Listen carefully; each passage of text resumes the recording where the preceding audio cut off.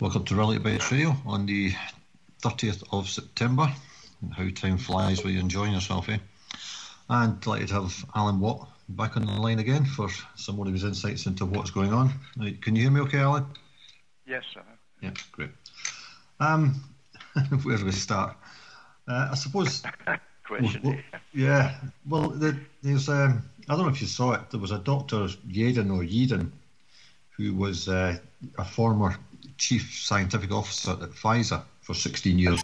Yeah, and he's so you have seen it. Yeah, he's going on about the cases and why there's no threat of a second wave and why it's basically all based on bogus data. And there seemed to be some pushback even in Australia on Sky News.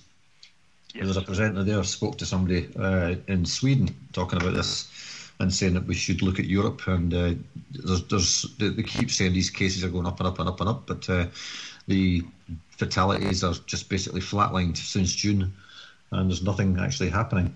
And it almost reminded me of Michael Mann's hockey stick, you know, kind of all these case numbers going up and up and up, and absolutely nothing happened to the temperature. Yeah, but I mean, the more testing you do with the faulty tests anyway, you're guaranteed to put the numbers up, but there's nobody ill with it. yeah. Well, this guy's actually saying that I know we've mentioned before it's about 50% at least false positives. This guy's saying that actually all of them could be false positives. 90-odd%, yeah. Yeah. So and a 99.8% survival rate, even if you're infected. That test, remember, Neil, the inventor of it said it's useless for diagnosis. It's for laboratory purposes only. It's not for diagnosing patients. So even the inventor said this, you know. Yeah, I'm just wondering if some people in the media are starting to realise that this is a lot worse even for them than they thought. They've been spouting the lies for 6 or 7 months, and they're starting to see what's happening, particularly in Australia. As I say, that guy was on Sky News in Australia, one of their news anchors or whatever he is. But he must be seeing what's happening in Australia and thinking, do I really want this for my children? You've got to wonder. But my niece was in Australia until recently. Thankfully, she got out about 3 or 4 weeks ago. She was there for a year. And they've asked her to go back, and I've tried to say to my brother, no, don't do that, don't let her go. But yeah, in Australia, I don't know if you've seen this one. It's getting even worse. They're talking about now being able to basically do as they like with you, force you against the wall or down on the ground, and take your clothes off. Yeah. So in terms of Australia, okay, it was. Well, it started off as a penal colony for Western nations, if you like. It seems to be going back there. Yeah. But sure, I mean, it's always had it just below the boil there. You know, it's in peacetime. There's a kind of restrained civility with the police on the people. But it's you see, they've given the order now for the voice of authority, to call it, the United Nations, and some of the top politicians are saying, they're repeating it. There's time now just to literally use extreme authority over the public now, and the police are the first to react and to put it into play. Yeah. Yeah, well, I mean, Australia always had this reputation of having all these macho men. You know, you watch the Australian rules football, and they were all wrestling each other, and the Australian rugby team was this big tough outfit and all that. A guy in Australia, Neil, sent me some stuff recently, and the city he's in, he said that he can see that the local Keep Fit gym, you know, where they do all their kind of 20-minute workouts kind of stuff. And the guys now are wearing leotards like the girls, eh? And I think the old Crocodile Dundee is pretty well gone, you know. I always think about those gymnasiums. They're generally big glass windows, and everybody can see in. And as you say, they're sitting there in leotards and things like that. Yeah. Just like the people that go out for a cycle these days. Men are wearing latex pants and all this kind of stuff. Yep. And I thought back to my childhood. You think we were going about on these chopper bikes and falling off them, skinning our knees, banging our heads, and all sorts of things. And these guys nowadays seem to be just want to wrap themselves up in cotton wool and they're so vain. It is just happened by itself. People don't realise that everything that the system they live in is pretty well manufactured for them, and I mean in minute detail. And the whole unisex idea was literally to eliminate the obvious distinctions between men and women. That was part of it. But it's bigger than that, because it's also, and this is stuff that's been mandated by the culture creators for years. There's high-level courses on how to do it and implement it in countries and nations. And we know some of the culprits that fund lots of it. So yeah, you get this sort of unisex idea where men and women are the same, basically.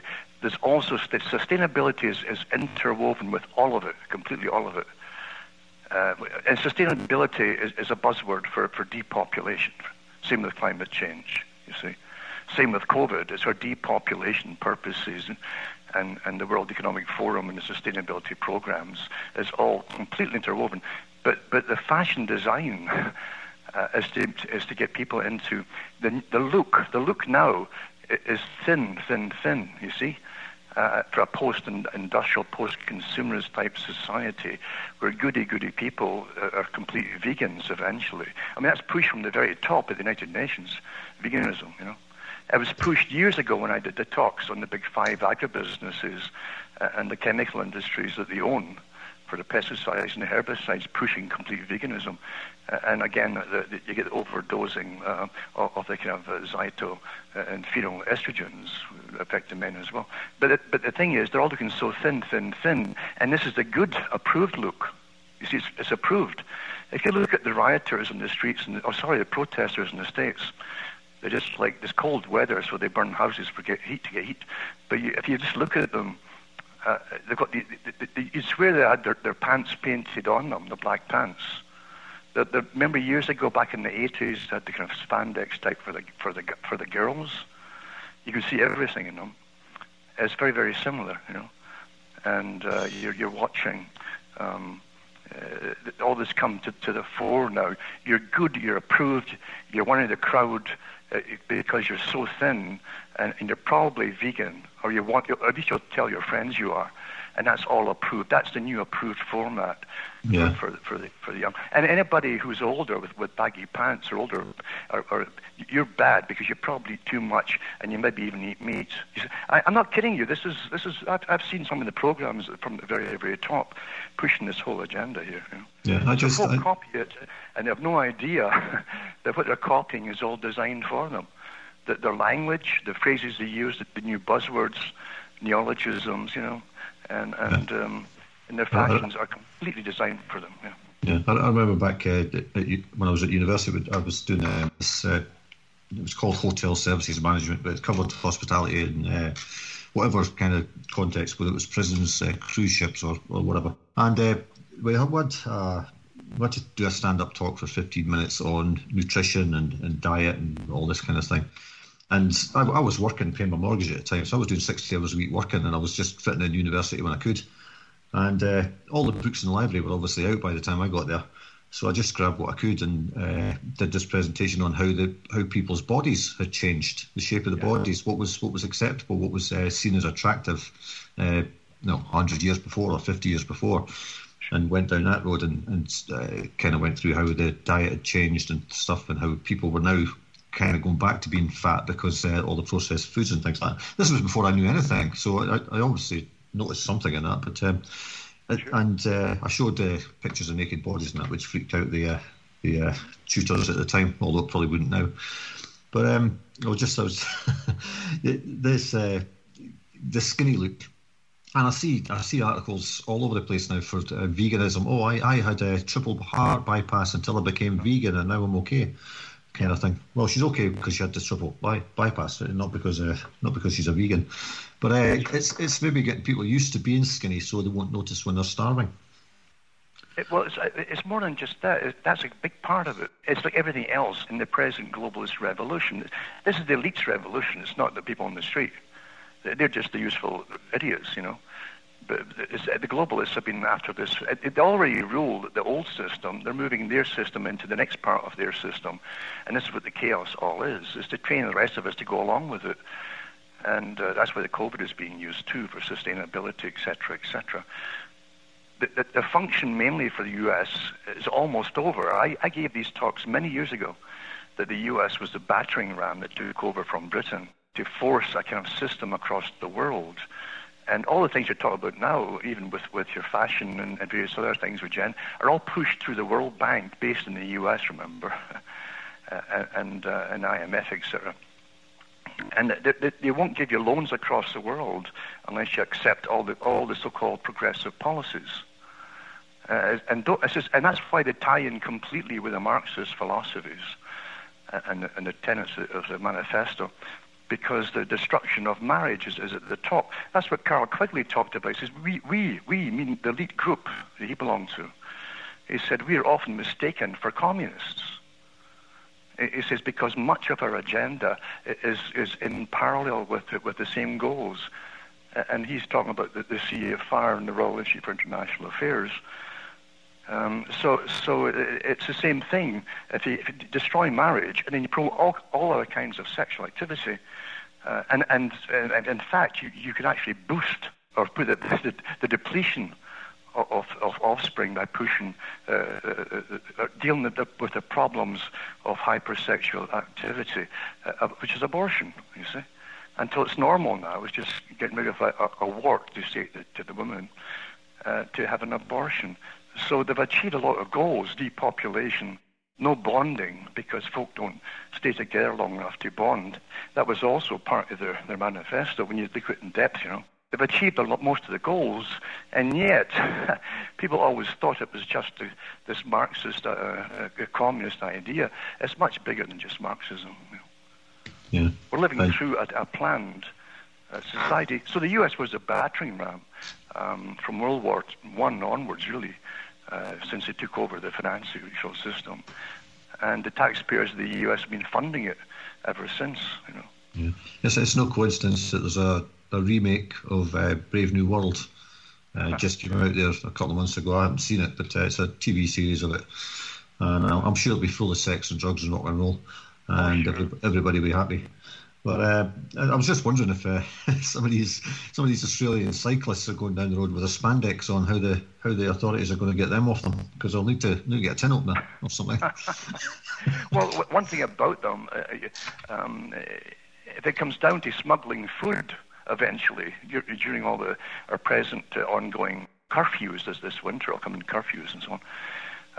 And you'll they'll go door to door to see if you've been hoarding food, by the way. That's also on emergency plans, if you ever looked at them.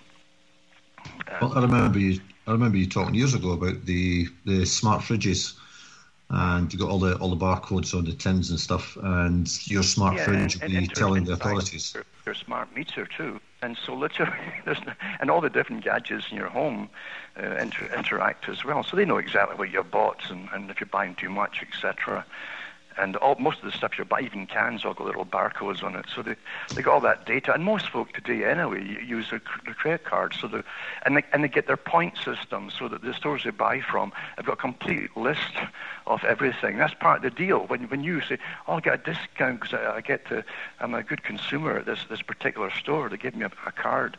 Oh, yeah, but you've also signed away your right to privacy as to what you bought, and they can give that to the government and so on, which they do.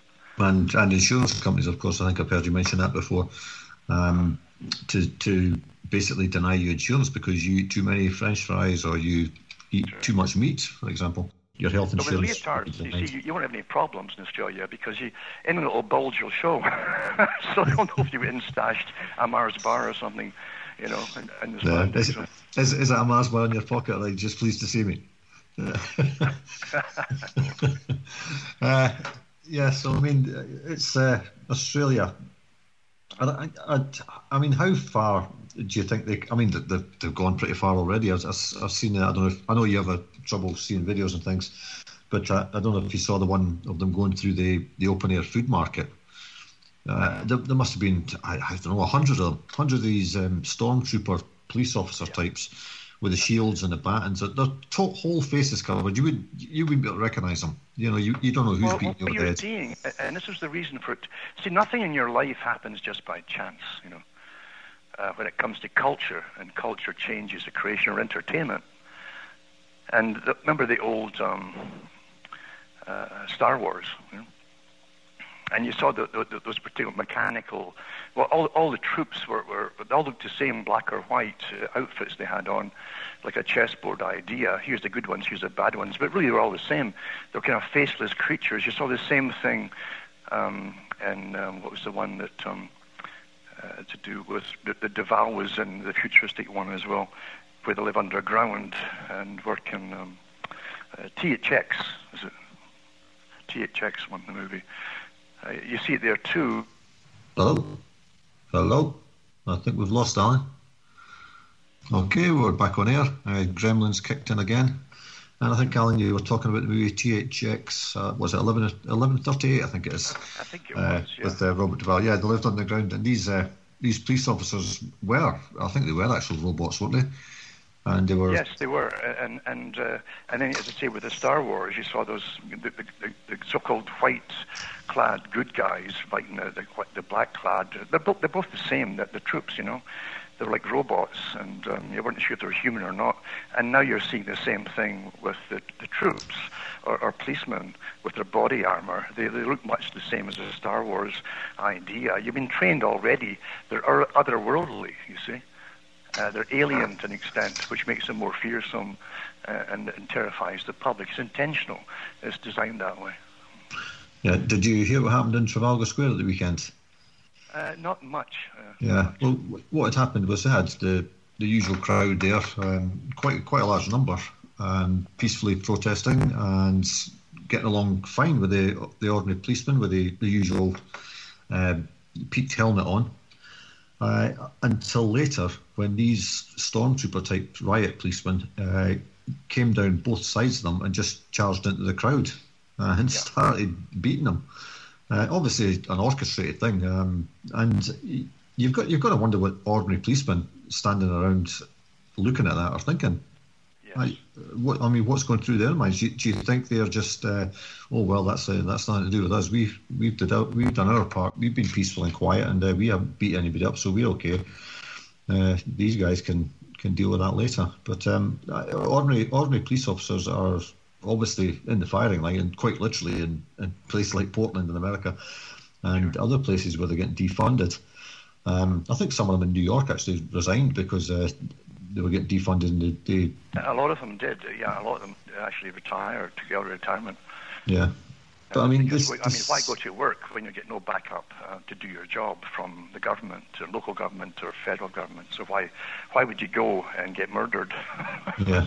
Yeah, well, they put their lives on the line anyway in a lot of these cases, but when they're not going to get backup from anybody, I think, and even if they do get backup, then they're still probably facing some kind of, court prosecution for doing their jobs. But I was speaking to somebody in the little bar that we go to once or twice a week, and he was talking about this. The Black Lives Matter and stuff and blah blah blah. And I said to him, I says, if black people think that they're getting some kind of privilege over white people, I says, there's going to be some kind of race war going on, and it's not going to end well for them. And he said no. This is a lot of rednecks down here. They just are hoping that happens because they just want to take them out. Yes. And that's not a pleasant prospect to. But this is an old idea. The Communist Party, they tried it in the States before, going way back actually, when they tried they trained Garvey as a communist. He was a black leader, and eventually he turned on the trainers because he realized that they were using the black folk to try to get revolution started. And he was really screwed by them because they defunded him and they destroyed his income and even his big plans for a shipping company that he was getting involved with at the time. So, but they were quite open about trying to get a racial war. It was the easiest chink in the armor. Looking at America back in the late 1800s, early 1900s. and they actually talked about it in great detail, how to start a racial war, how to get anybody who had less than anybody else, and then train them, the leaders, and then agitate, and eventually have riots and an overthrow, but it failed at the time. It's the whole Black Lives Matter thing, where you're watching these people out in the streets in the early days, trashing all these businesses and burning them down. It reminded me a bit of the Saul Alinsky techniques of... it's the same thing. You see that guy Mann is back out, M-A-N-N, one of the guys who was involved in that. He's up there on I think, YouTube giving talks about interviews on television about how he and his people sympathize. This is the same as used to use before, sympathize with the black, and so they were funding the black for pushing for revolution. So it's the same crew, actually. Yeah, I mean, one of his famous experiments, as it were, was to feed a load of black people beans, I think it was, and send them into the theatre to let the white folks suffer the consequence of them eating beans, and all it did was reflect even worse on the black people, and made people think of them exactly as they wanted them to think of them. And I think... And if you look at the BLM anyway, I mean, look at the leaders of them. I mean, I'm not talking about the one... that we can't talk about. Well, the ones that came out as the Marxist leaders, you look at the ones who are doing the riots, and it's not black folk, they're kind of white. Yeah. And some of them are descended from the revolutionaries, the great-grandkids of some of them, from the 1920s, you know. Yeah, and they're not pure. Actually. Yeah. And they're not pure. A lot more, but it's not really that wise these days. But some of them are talking in certain lingos in the streets. I've got friends who are talking back to them in the same lingos. It's quite interesting to see what's going on. You're looking at the same old kind of thing getting used for the final revolution. Yeah. And, you have to remember too. You see, the U.S. literally took over from the old communist revolutionary thing, and so as Russia supposedly went down, and Gorbachev gave his speech that don't believe that communism is dead. He says we're now spreading out to the West. A different technique. It ties in again with Norman Dodd, that Rees Commission that did the investigation into the foundations that were funding revolutionary movements back in the 40s and 50s. You know, same organizations that are funding them, and it came out back then of who was behind it, why they were doing it, and so on. And they said that the Ford Foundation gave a talk that's on record. And you can hear Norman Dodd talking about it, and other ones talking about it. They talked to the CEO of the Ford Foundation, who said to them, our goal is to seamlessly join America by changing its culture to that of the Soviet system incrementally until they can eventually join the two together into a new type of system. Yeah. Not quite capitalist, not quite communist, but that's the technique. Yeah, and I think it was Bezmenov was it that came over and said, "Wow, we've been very successful." Oh yeah, and, yeah. He actually said something awfully true as well, because he worked in Canada for a while in the Canadian Broadcasting Corporation. That's their version in Canada, the BBC, is tax funded, and the CBC, we call it the Communist Broadcasting Corporation, because if you want to get progressive, cutting edge, you tune in there and you will have nightmares. But he worked with the CBC, Bezmenov, and he said he met more real communists in the CBC than he met in the Soviet Union. Yeah. You had an article on your website this week from the Daily Mail back in 2018, and I can't bring it up on here because it starts interfering with the call, but I was looking at it earlier about, it's from the Guardian? Was it from the Guardian? The Guardian, maybe. And they were saying that the government had banned English schools from teaching anything to do with anti-capitalism. And I thought, that's a bit strange coming from The Guardian. And then you read into it, and basically it's just a move towards teaching them anything of history. Yes, sure. To twist the whole narrative to, well, I guess it's back to year zero. I don't know. Yes, is that where they're going to go? That's absolutely, yeah. That's the whole part of the... you've been living through this revolution your whole life. You didn't know it, because as I say, it's mainly big cultural changes. That's how you do it. The Gramsci type technique, you know. Gramsci gave the idea out that rather than hit countries head on, and you'd probably lose if they were bigger and more financially secured, and just get in and start changing their culture. It might take you 100 years. Well, that's a technique that's been used very successfully. And when you look, see, everybody's been asleep. 30 years wars across the Middle East and Asia, all funded by Britain and the States. Yeah. And the people in Britain and the States are generally ignorant of what's been happening. They see these things as kind of remote things that have nothing to do with them, even though they're funding it and they're sending troops to these things. And they never ask why.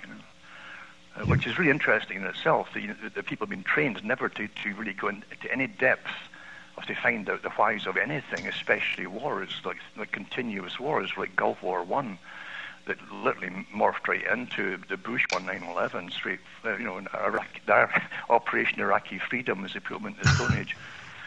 But it was all planned, including the mass migration out of those nations. And the kicker eventually was the bulwark that held it back, or the mass migration back from hitting Europe, and that was Gaddafi in Libya. And that day, they gave this interesting Masonic thing that they gave France the right to drop the first bombs. That's what they said in the papers.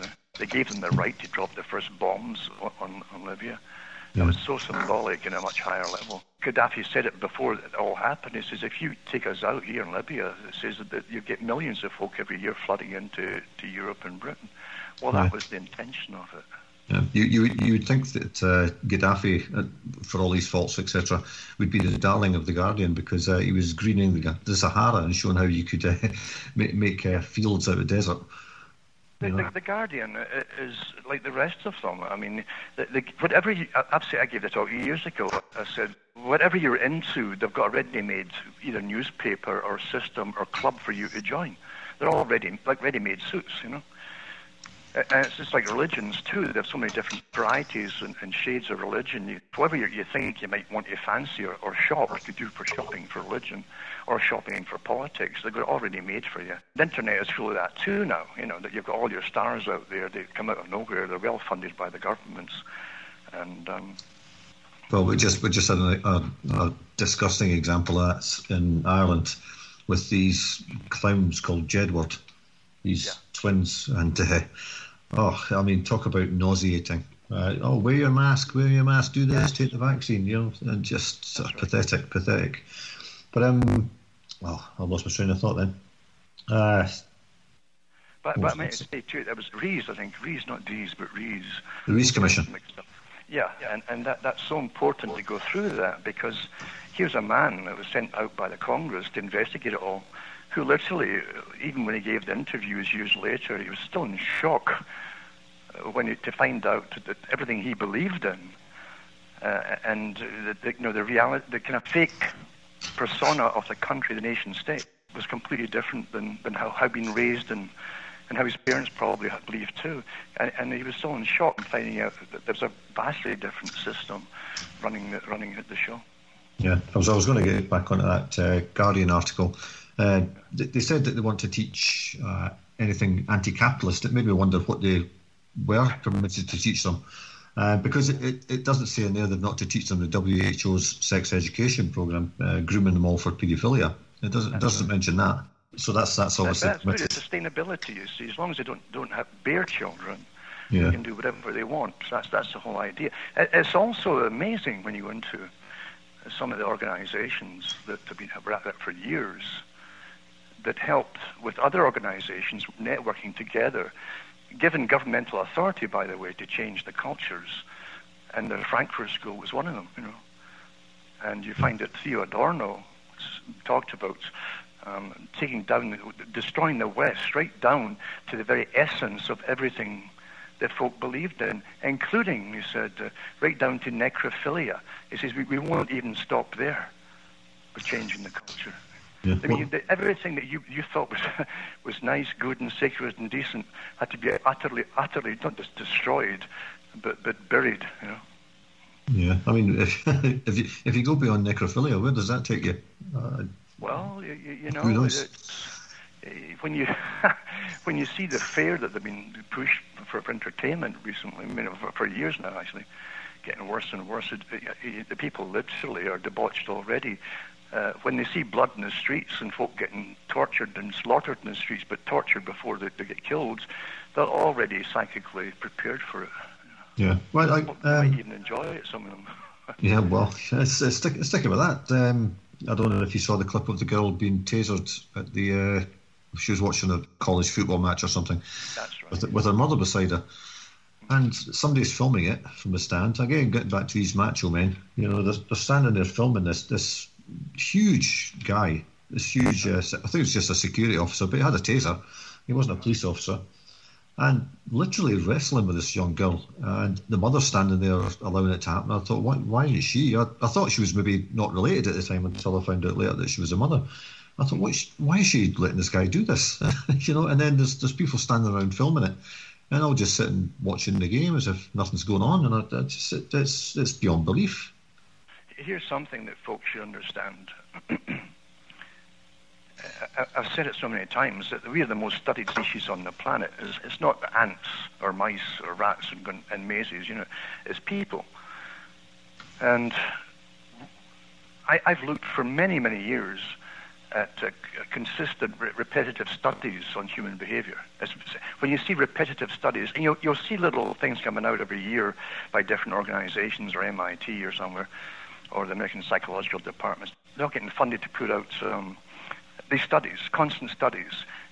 And I remember maybe 10, 15 years ago noticing the studies about questionnaires they were putting out, on sex.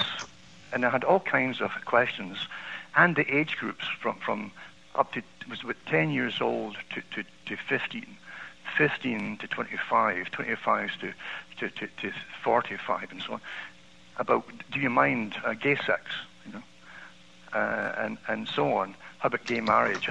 Before it was all legalized and so on.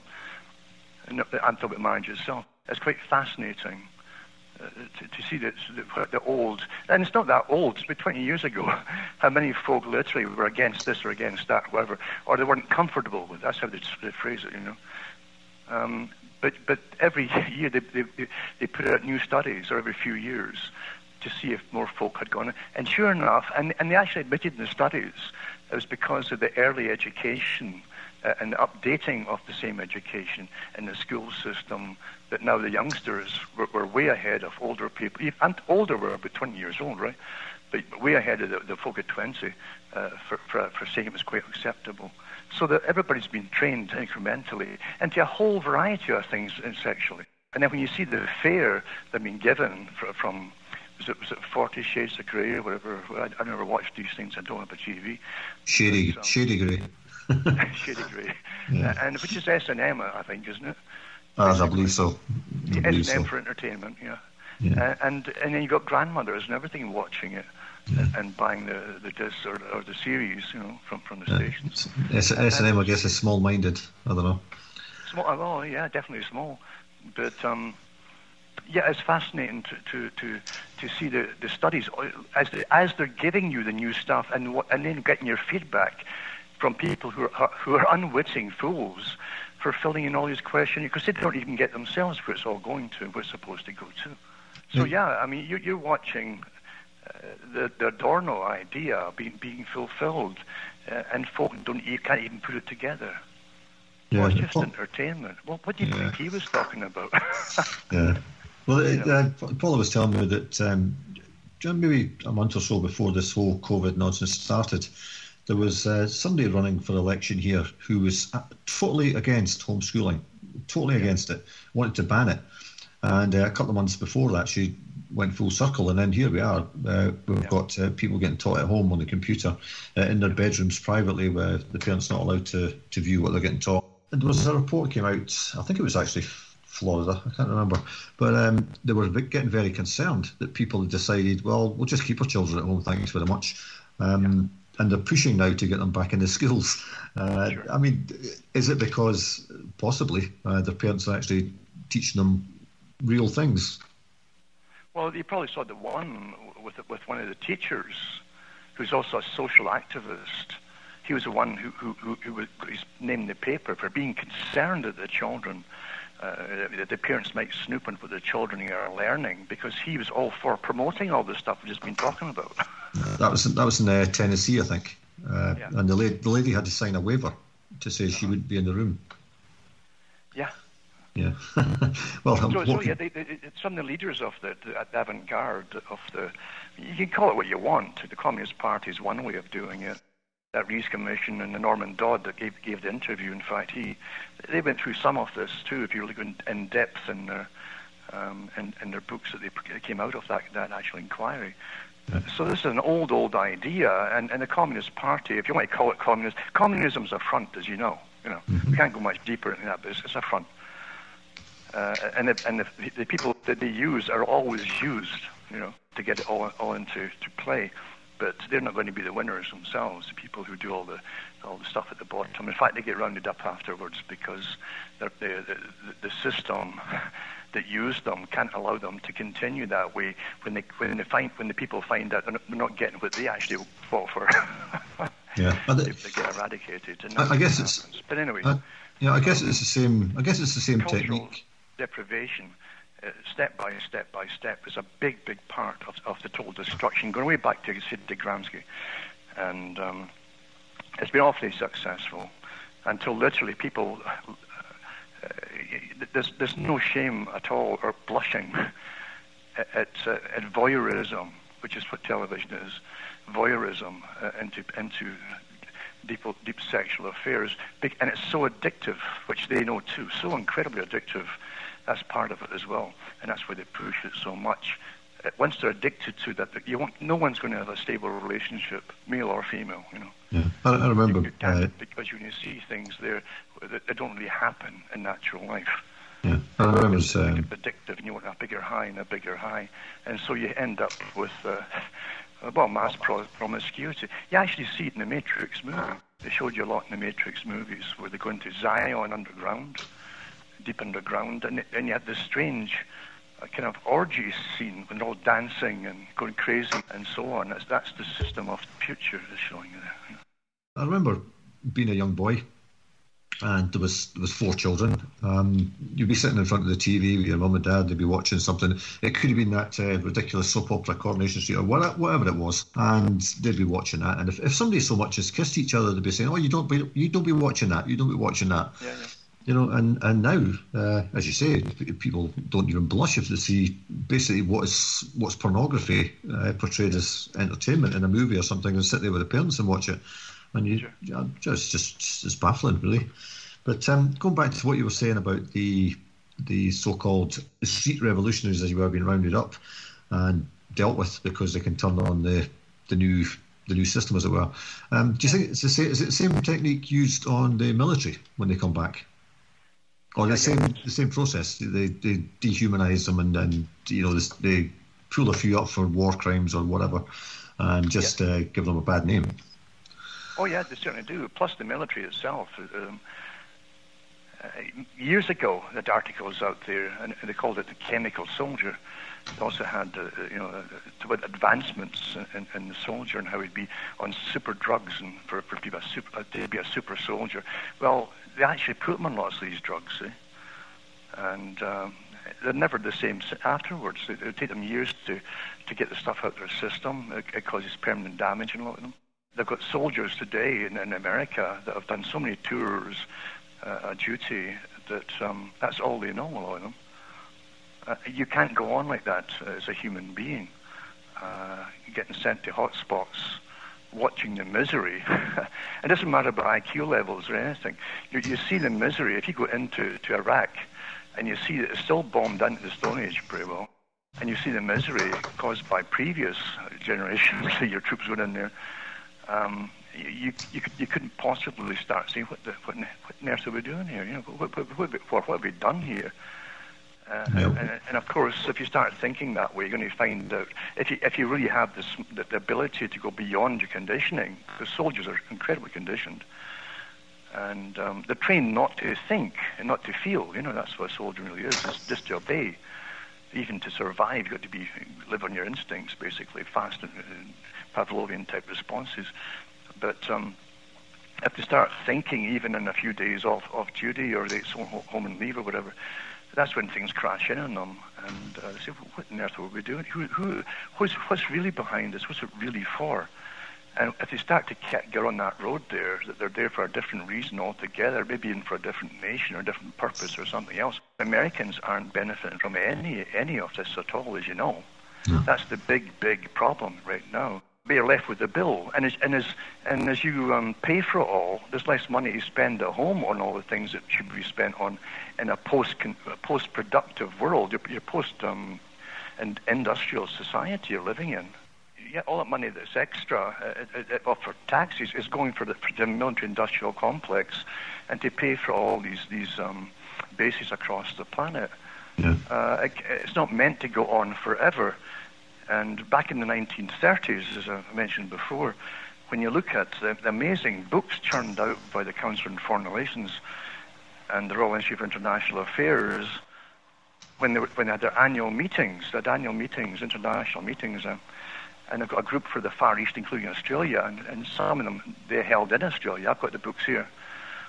And they go through it step by step. Before World War II happened, 1937, I think it was, 38, they said that the coming war with Japan, well, there was no war with Japan at that time, and the coming war with Germany, the war hadn't started, but they didn't even pause to even consider in the book. And all the members were there giving their speeches. That's what the book is comprised of, the speeches of different politicians, that their central bankers were there, Everybody who was anybody was there. And they're all listed in the back of the book, but there was no hesitation of even losing the war, which is quite fascinating, and what they would do afterwards in reconstructing the world. But right up until America, they went along the same lines as previous philosophers and historians in Britain, like Arnold Toynbee. So America will be basically the battering ram for this new order, this world order. And the taxpayers will fund it, massive tax base. But they also said that America will be the ruler for a while of an empire, and then eventually it will start to lose. And I think that's like Vietnam, when the big change happened, the psychic change, that it might not go the way we wanted to go, and why are we doing this anyway? And afterwards, they said it'll rally again and conquer again, maybe once or twice, and then it'll collapse internally, and that's exactly what you going to happen. I mean, I think since Vietnam, after they basically run out of Vietnam, they've been bogged down in these wars in the Middle East for what, 2-3 decades now, and they're not winning anything. They're not winning anything. And it's certainly not. It's a 30 years war, Yeah, certainly not the hearts and minds. Desert Storm, It's a 30 years war, and the U.S. and here's Trump again doing a saber rattling against Iran at the same time as Netanyahu has publicly said they might do a first strike on Iran, themselves from Israel. Yeah, anybody who's sitting thinking, say, wait a minute here, do you realize what they're talking about here? Yeah, I said to somebody here recently, do you think going to war with China is a good idea? Do you think that's really going to end well for anybody? But I don't remember Anthony Sutton. Anthony Sutton was the guy who came out with the real deep studies on the true trilaterals, He did the books on who funded it, who funded... but also, he also came out with the history before it was called the Trilateral Commission, And he goes into the Wall Street and the Bolshevik Revolution, how Wall Street funded the Bolsheviks, and he gives all the data and the details and facts there. It's not speculation. It's not some author's take on something. It's actual evidence. And then he had two.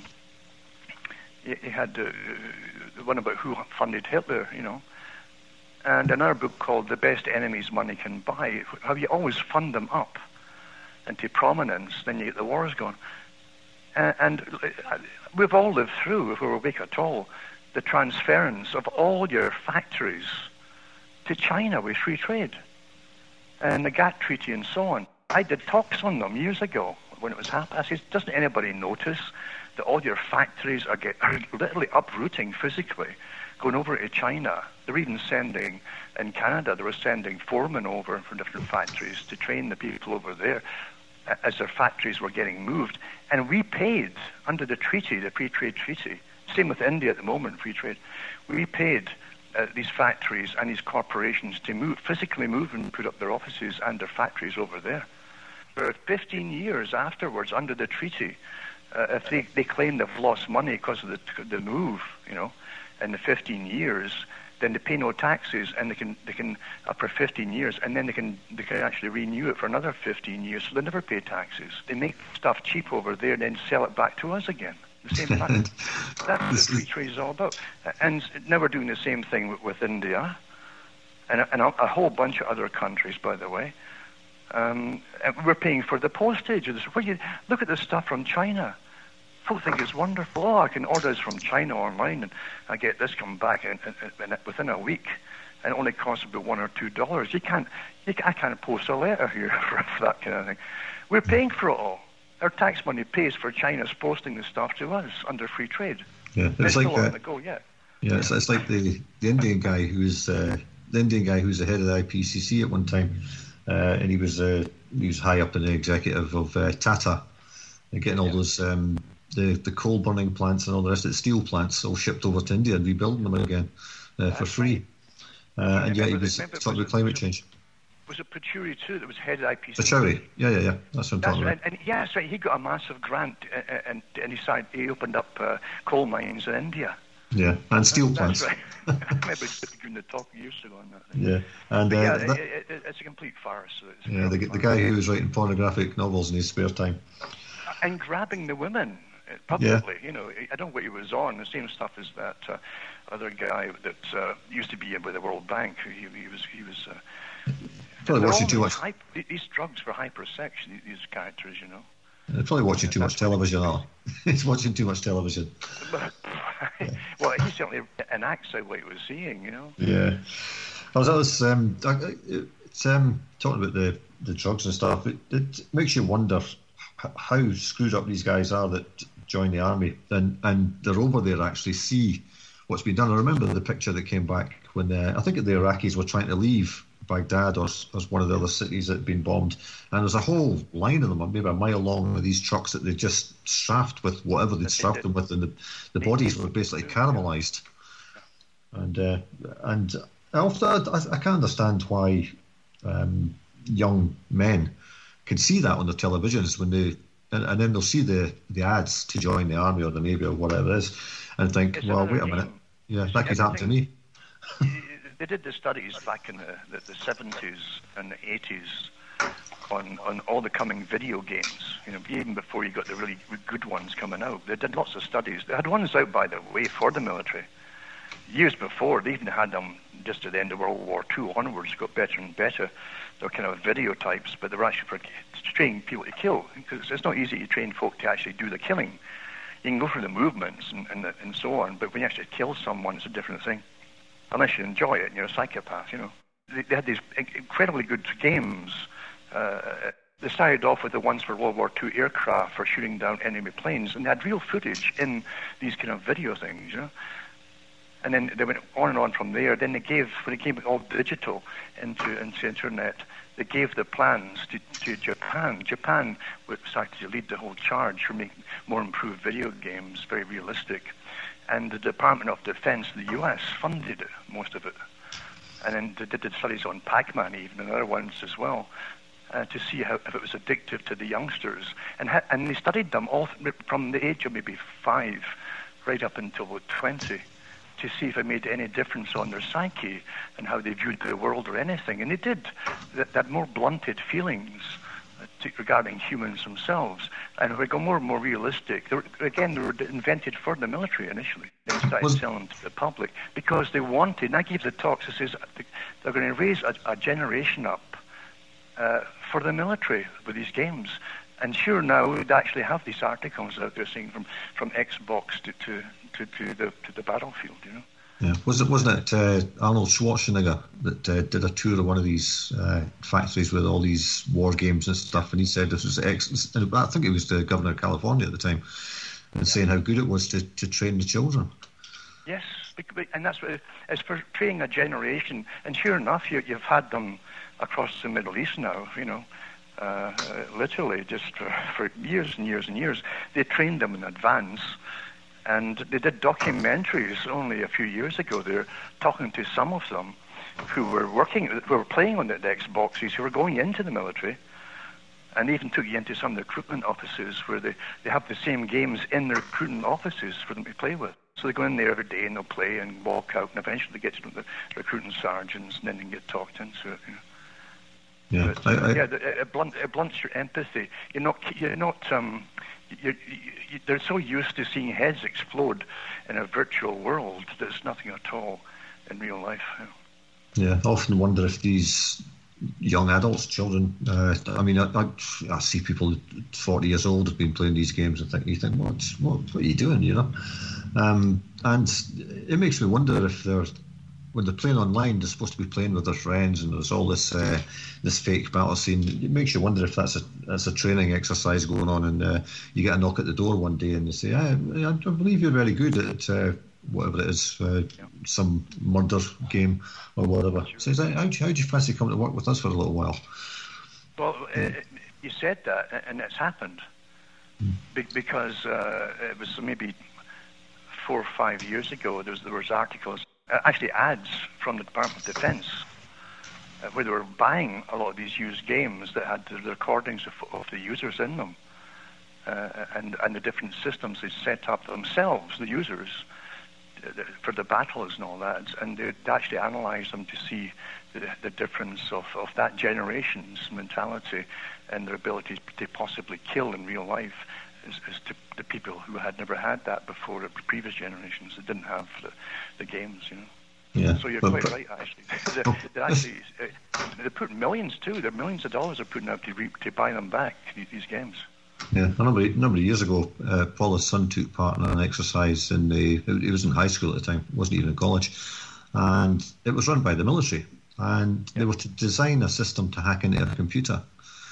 And a few weeks later, there was a knock at the door from the military saying, could they speak to their son? And she told them where to go. But that's what they're doing. They're going around the schools and setting up these little exercises to find out who's got the capability to do this, that, and the next thing. But for any specific thing they want them for, they have their name and address, and they come knocking on your door. That's right. It's just... And again, the parents think they can't quite relate to it. Think, well, it's a game, it's just a game, and they can't really. They don't realise the effect it has on the mind when you're getting trained to go out and slaughter, and that's what it's about, really. You see, modern warfare is nothing like the old Hollywood movies of the 1920s and 30s, or World War I or II. Modern warfare is generally not going up against real organized armies, no matter what they've said in the past, in the recent past. You've got really ragtag armies that you're invading their countries, and you're going into civilian populations and policing the populations. That's not what the army's for. It's completely changed, And so you're regarded as the oppressors. If you can't give a valid reason as to why you're there, then you're the evil guy. Oh, yeah, absolutely. And they really can't. They can't. We know it was a complete farce with Afghanistan because they were ready to go into Afghanistan before 9/11 happened. It was all drawn up and had troops and so on all set to go. So that was part of that was one of them on the list of the PNAC group from the 1990s, the same group that took over with Bush Jr. when he got in. And so it was all that whole list of countries was on the list to be taken out by the PNAC group. And really, the people of America had no wars with the Middle East at all, No reasons for them. Not personally, they didn't, No, there's only a couple of countries left. There's Iran, and is it North Korea, or I can't remember. Yeah, and the U.S. is still, and so is Britain, still funding the terrorist organizations they're calling freedom fighters against Syria. Yeah. We've been funding. This is the other thing too. This is an idea of a collective punishment in a sense. if you look at some old religions, there's some heavy discussions in old religions and theology about collective punishment. Judaism has it. If you're Jewish, regardless of your non-participation in anything underhand or whatever, you still collectively will get punished. This is part of it. It's the same thing if you look at Protestants versus Catholics to an extent as well. Even if you've got a radicalized group, a small faction in one or the other doing all the dirty stuff, the whole lot will get punished collectively, in the world's eyes. Well, it's the same thing if you're sitting back watching for years and years, munching on your chips and so on, and your crisps, as you say in Britain, but and watching this stuff going on, you're paying for all that. Yeah, I remember and eventually it comes back to hit you collectively. That the world is going to hate you. Well, for just sitting back and funding it all, Yeah, well, I mean, we're getting a form of collective punishment now. If somebody breaks a curfew or something, then the whole city's locked down, kind of thing. Sure. So you've got to point the finger at the bad guy for going out to the pub after 10 o'clock at night or something. But well, in Scotland, they're encouraging you to report your neighbour if you see too many of them in the garden next door. It's getting bizarre. Well, but if the folk don't stand up against it, again collectively. Yeah. It's got to be, and everybody says no. I gave this talk back in 1998. You got to really learn a word that's called no. Mm-hmm. That's all. Don't explain it as to anything, and just say it no. And that's how that's the only way. If enough folk do it, they can't put everybody in prison. Yeah. Well, exactly. I've always said the same. What they have planned for the people is hell. Yeah. This is not going to stop. I've watched trains go by here. The houses shake.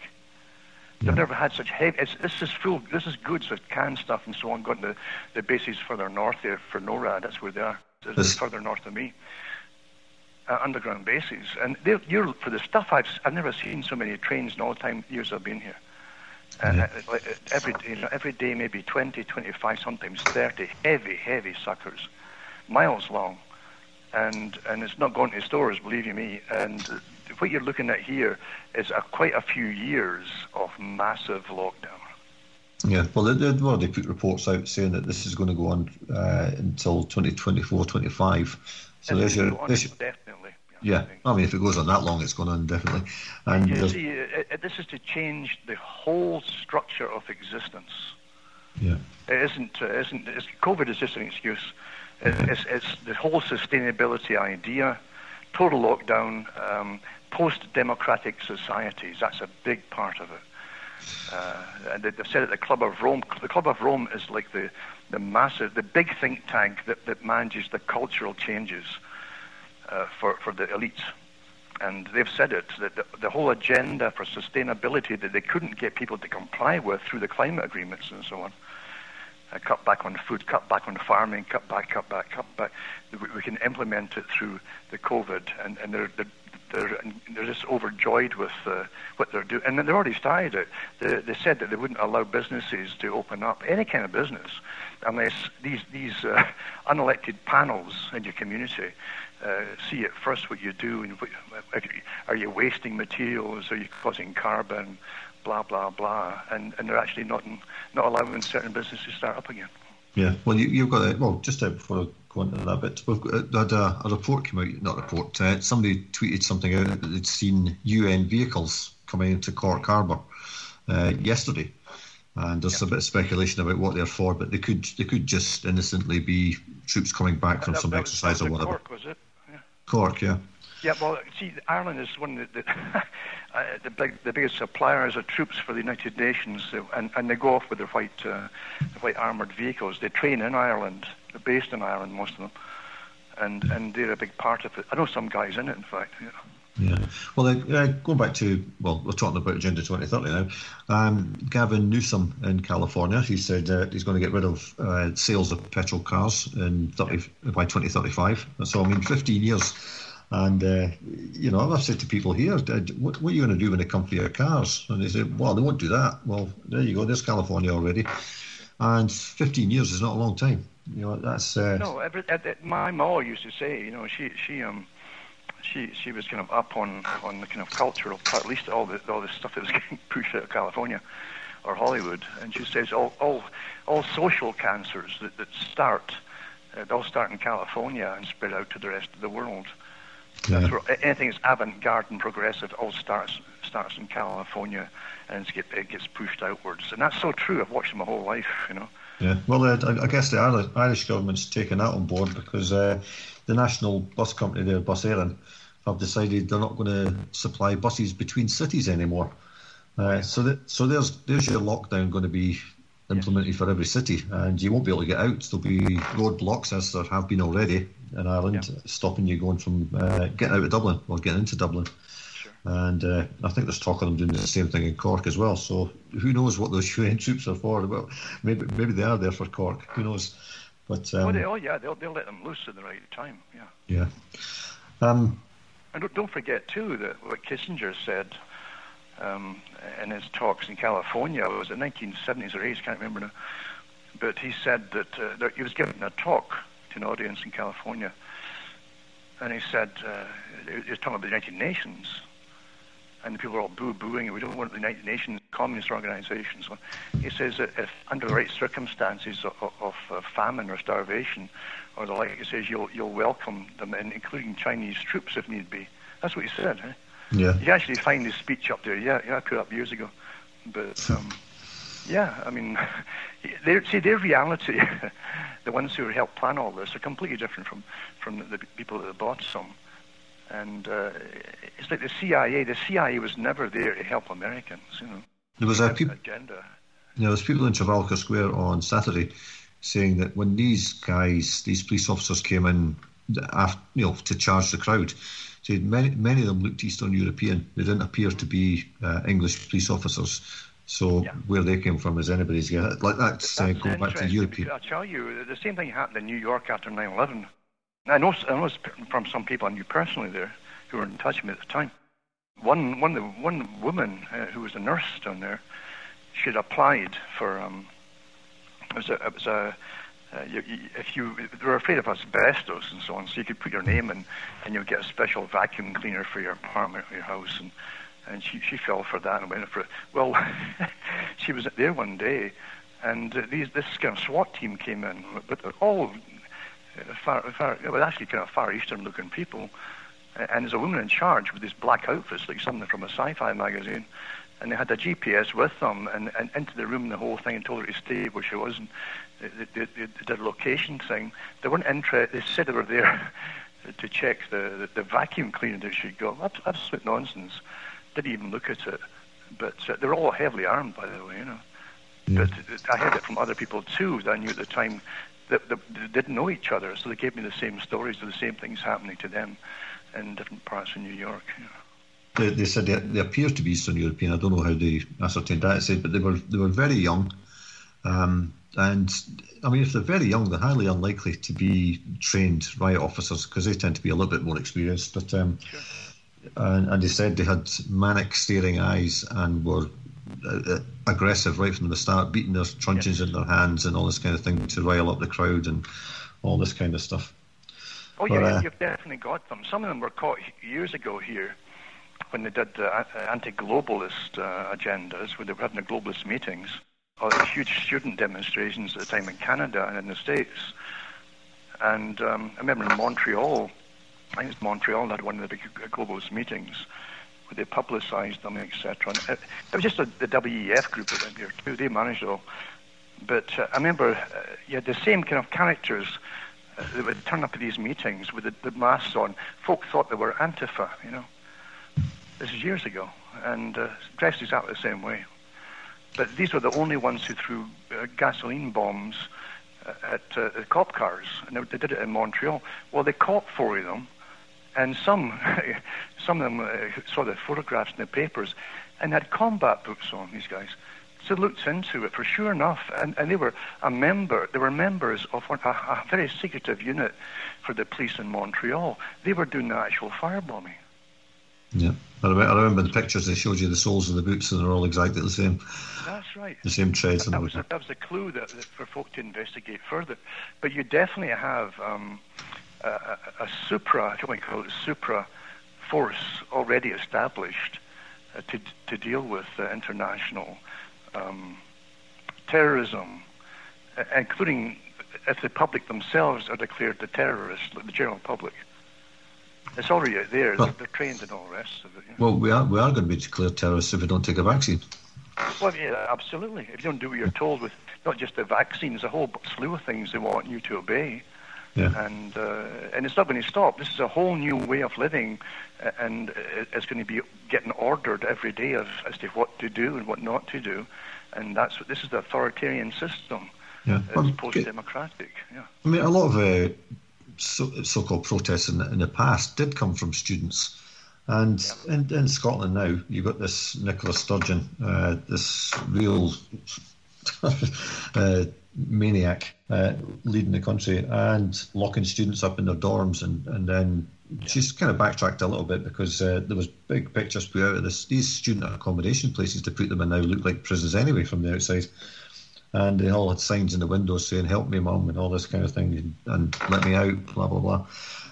But what does it take for students nowadays to actually get out in the street and say, "We've had enough, and we don't like the way this is going"? A shot of testosterone, I think, you know. And that's just for the girls. Well, here's the thing, you know, I can joke about it, but the people are way high now in estrogen, you know, males too. Yeah. And way higher than they used to be. And again, constant studies, they keep giving the same reports and updating them every year or so. And it ties in with the male infertility, you know. Interesting, I don't know if you noticed, when the COVID thing came out, there was a massive campaign to terrify the West, no doubt about it, with complicity of China. And that's what I said at the time. I said, are they all in it together, China and the US, you know, all working together to terrify their own people? And I really think it is that way. But anyway, they did give the reports out with the initial COVID-19 idea. And they said that it affected the testes of men and could actually cause permanent damage, you know. I thought, well, what coincidence if this virus can actually do a bit more infertility advancement for the elites and add to the rest of the problems we've got, because you've already got a lowered sperm count, and what's left in the West is very low motility. It's most of them are half dead. The ones that are still moving, the spermatozoa, you know. So. Well, then, going back to what you were talking earlier about men wearing spandex and things, it's been very, very obvious over the last, at least a decade anyway, that young men, school-age men, college, whatever, are very effeminate, a lot of them. Yep. And act effeminately. They hang about with girls, but not in the way like we would have done 50 years ago. Yep. You know, they're hanging about with girls as if they're the same as them. Yes. You know, they've all got the same interests. They all watch the same celebrities. They all follow all that junk. They don't. There's no distinction between male and female in terms of attitudes or anything. I get the talks back in the 90s on androgyny. That was part of the reason for you to not just look alike, you'd behave the same ways and so on. And again, through the school system, with a massive campaign to stop what they call bullying, right? But it wasn't just bullying. Any young guy that sits on his rear end for a few hours in a classroom at the age of 6 or 7 is going to be tapping his feet or something, because young guys normally climb trees, you know, and do things like that. You've got this energy. That's what you do. Well, they wanted the males to conform like the females. Huge studies were done on how to make the guys comply. Well, they came out with all the different new fabricated diseases of ADHD and so on, and hyperactivity. And for hyperactivity, they give them amphetamine. So if the child wasn't hyperactive before, well, he's better now. He's on speed. I've watched this, and everybody's been shaking their heads watching it. And of course, what does it do too? It literally shrinks the brain as it's developing. These guys never mature properly. Their IQ drops. This is the studies that prove it. It's not my opinion here. And can you believe that the whole generation really, actually was going to the second generation of male leaders were completely nullified when teachers just got fed up with someone asking questions. and go off to see a doctor and get prescribed, to put more on drugs. I got into a lot of trouble. That's your leadership generation out the window. Yeah. I got in trouble for asking questions at school a long time ago, and I guess that put me off school for a long time until I went back to college and then university, and I asked a lot of questions there, and they didn't like it either. So nothing had changed really. But yeah, I mean, students, I don't know. It's you've been a war. You've been living in a war your whole life long. Most folk don't realise it. They think all these things are unrelated. No, these are all parts of the war. Yeah. But as you mentioned before, all these nonsense degrees that they bring out now, flower arranging and just ridiculous beauticians coming out. Yeah, whatever. I mean, and people actually, the parents of these children must think, oh, well, there'll be a job in that. Yeah, well, really? What job? I know. It's crazy. And they don't know anything. You try and talk to some of these children, and you're talking to a wall. I mean, there's nothing coming back at you, Yes. In the way of any intelligent conversation. For the most part, I mean, there are exceptions, of course. They did the studies too. Lots of them can't even look another human being in the eye. Yeah. You see, they're not used to. They've been raised just to texting people and so on, and they're not used to actually talking and conversing in real life with people. They're trying to tell them now that looking somebody in the eye is an aggressive posture. This is straight off the manuals of ancient China and Britain, by the way, because nobilities never allowed, royalties never allowed the peasantry to look the people, their betters in the eye. That was big. You could get chained and whipped for that, I think that still goes on. Britain was the same. Queen Elizabeth I had a lot of them done that way because looked her in the face. So did Hillary Clinton. You know that too, eh? Yeah, I think it's the same in.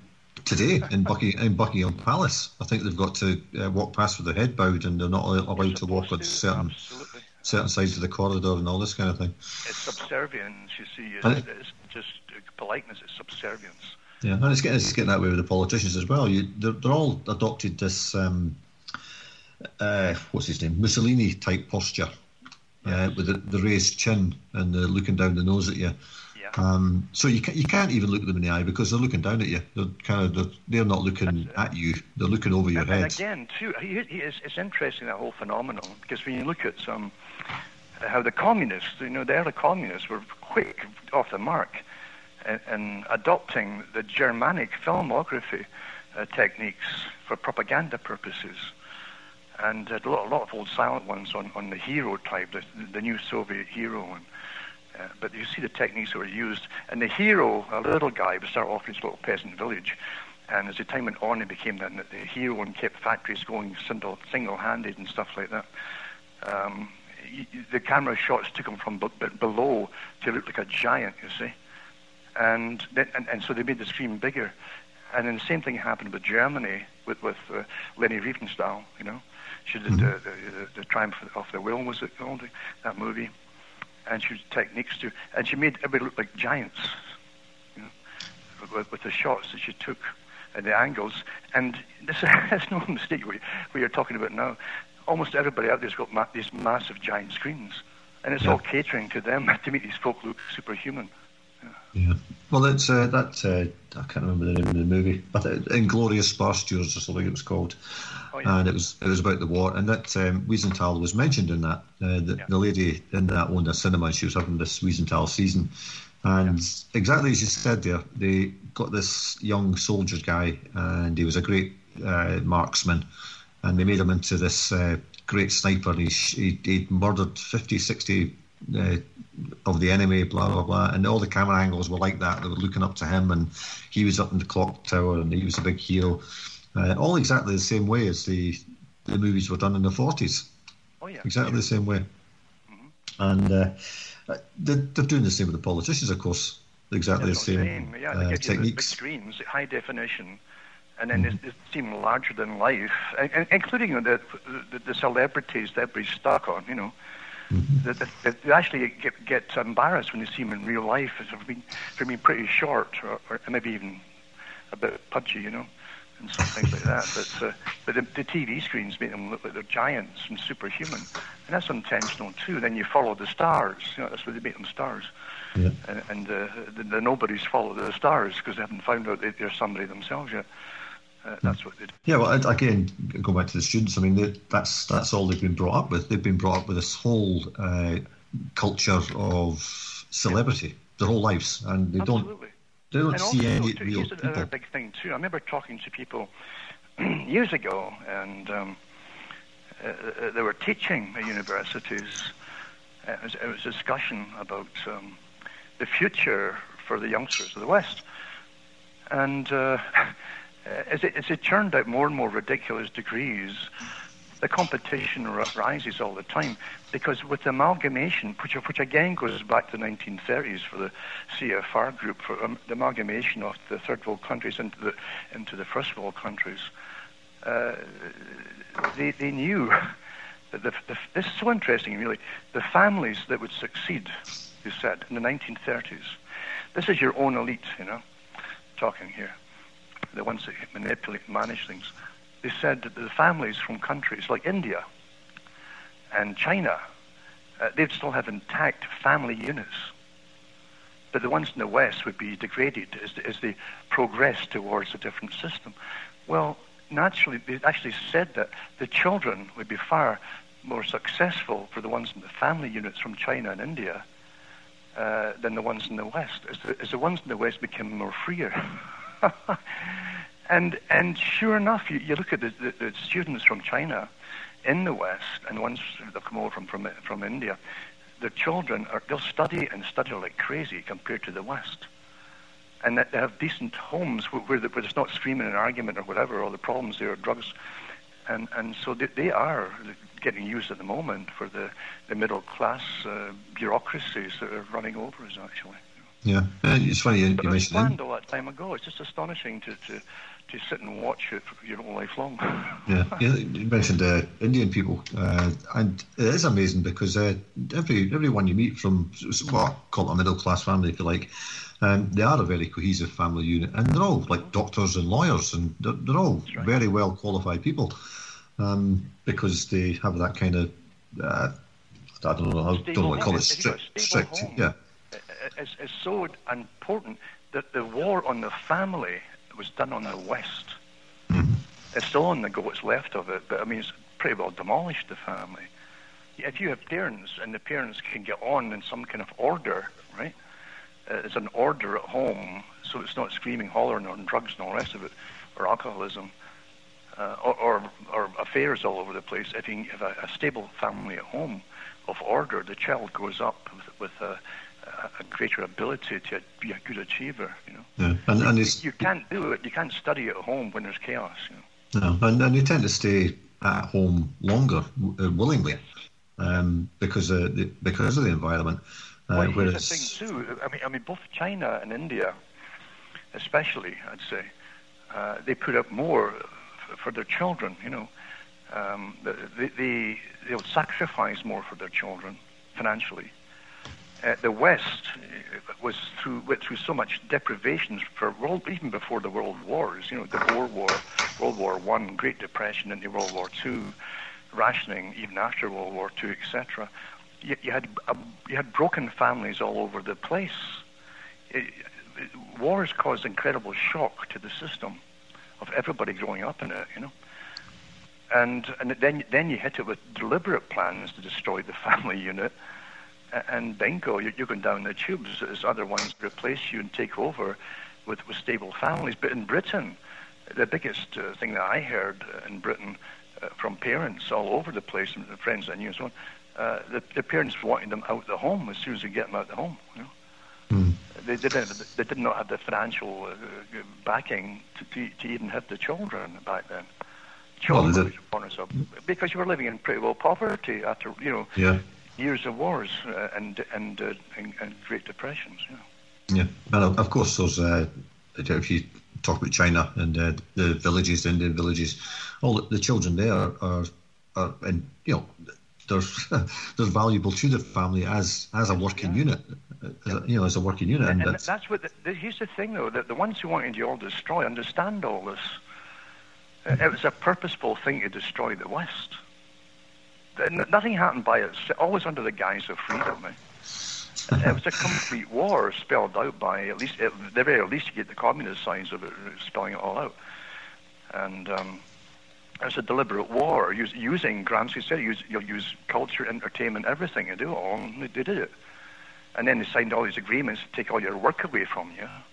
So you've got an even higher concentration of youngsters with degrees and no work to go and use them in.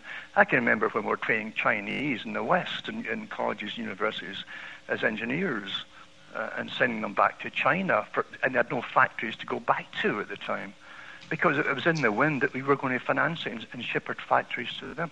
Everything's planned this way on such a massive scale. It's not happenstance. No. It makes you wonder what's going to be left in the West in the next 10 or 15 years. Right down, yeah. I mean, there's got to come a point where people do get genuinely disgruntled, because they'll have nothing left to lose once they've lost everything, That's right. Including their family and their home and all the rest of it. Freedom's just another word for nothing left to lose. Yeah. But they've just announced, I think they're going to do away with this mortgage or rent moratorium, and they've extended it to some places.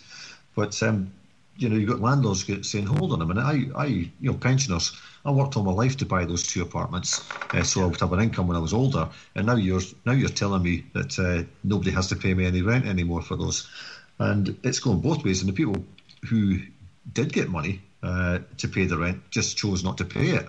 And yet they're allowed to do as they please, and the poor guy who's paid for the apartment gets nothing, and that's his livelihood gone, and he probably lose his own house paying the rent on the other ones, or the mortgage. And the same goes for see, the world they want to bring in is prearranged. Everything's happening is prearranged. Is massive companies, maybe 5 companies, just like the agri-food businesses. You've got five big agri-food businesses that run the world's food supply. Same thing with apartments and rentals. But the same thing they want to raise up. That are already here, quietly sometimes, but they're here, and they'll own all rentals across the world. It's an old idea, going way back, 100 years. And that's what they're going to do for the smaller ones. And there's people with a few houses who think they're still landlords, but they're going to get done away with. Yeah. It's big corporations that are going to own, streets and streets and streets of them throughout the cities, like they do in New York and some places. Well, I saw it in Bulgaria, where the old factories had been basically abandoned when the Soviets left, and they have the blocks built there specifically for the workers, and basically the government owned them. If they didn't do as they were told in their work, then they'd lose everything. They'd lose their work, their money, their accommodation, everything, and they'd be on the street. Sure. And maybe we're going back that way. I'm sure we will, actually. Yeah. I think it's even worse than that. What's arranged here? I mean, I don't know if you've ever seen troops going into action. I've actually seen them going into action. No. I've never been so unfortunate. Yeah. Because there's there's a character change comes over them, and commanders, as they're going into it. And it's that term resolute grasp of things, very resolute. It means more than the word. It's so easy to say it, but it's a tangible thing, And it's when this is it, this is it moment, and it's all or nothing, And by the way, there'll be no Geneva Convention when these kind of things take off. That's how it happens. But what you're seeing today is a look that they have from the higher commanders, It's an all or nothing look. It's a hard thing to explain, but you're seeing it now. You're talking about the politicians in Australia, etc., actually coming out and saying this. We've got to be more authoritarian now. You're seeing that same look. It does not bode well for the general population. And I think what they've got in mind here to completely eradicate, and again getting back to year 0 afterwards, I think you're going to see starvation. going over a few years here as they bring us down and down and down, until whoever's left will beg them to bring in the plan that they've had on the shelves for years, Well, the United Nations. They'll be begging for the United Nations on the street. Yes. And it's funny that people here say, well, we've still got our guns, we've still got this and that. I says, well, when you don't have any food, you'll quite quickly hand your guns over. That's right. And, oh, no, we'll never do that, I said, well, you can't eat them. You can't eat them, exactly. If you ever go into a place where there's starvation happening, in different parts of Africa, and a long, long time ago, you get it in Bangladesh and different places, but it's nothing like you'd think it was going to be. You don't see fanfare, you see lots of trucks coming back and forth. You see a quietness, and you go into villages, and there's folk in the streets dying, and it's the silence that gets you. It's not noisy. It's not folks screaming. They're past the stage of asking for help or expecting it, And I could see it happening here, and yet you could sit there with your rifles and all the rest of it as you're starving to death. You're way too late by then to use them. Well, yeah, unless you're going to shoot something to eat. That's about all you can do. Right. And I can see that. I can see that as part of the plan, eventually to make us buckle under until any memory of how it used to be is utterly eradicated. That's the intention here: brute force eradication of memories of a different time. Yeah, I mean, it's as you know, I'm trying to grow what I can grow, but it's very difficult to grow anything in any kind of general bulk here. I mean, you're only talking, salad, vegetables, and beans and things like that. Now, you can't grow enough to live on. I mean, it's you grow what you can this summer or spring or whatever, but you can't grow meat. I mean, you can't grow all the essentials you need. And certainly not water. I mean, if they cut the water supply off, you're screwed. I mean, that's it. 2 days without water, 3 days. In Florida summer, maybe 1 day. As you say, you could see them going around in a truck with water bottles on the back, saying, "Okay, we know you've got a gun.